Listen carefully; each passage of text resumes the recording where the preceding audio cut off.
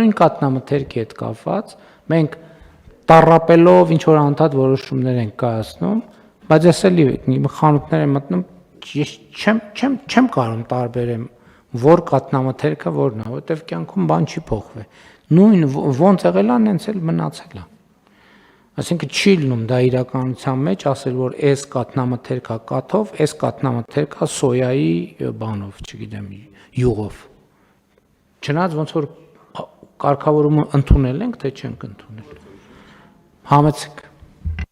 Այո, բան վարչապետ, կարգավորումը կա, պետք է գույներով առանձնացվի, արդեն բազմաթիվ տեղերում գնացել վերահսկողություն արել են ու կարգադրագրեր տվել են, որ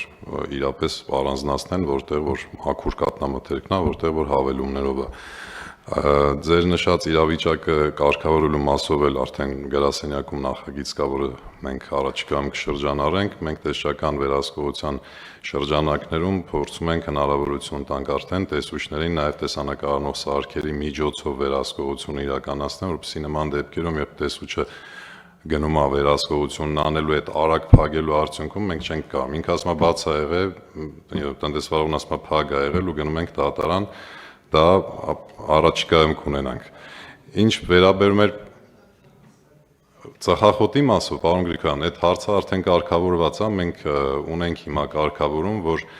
կոնկրետ իրացնողին նախորդ տարվա շրջանառության 1%-ի չափով է տուգանքը լինում, այսինքն ծխախորտ արտադրողը, եթե սխալ է արտադրել գոստերով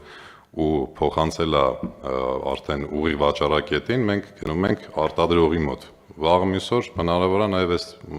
տոպրակների հետ կապված էլ այդ կարգավորումը տալ։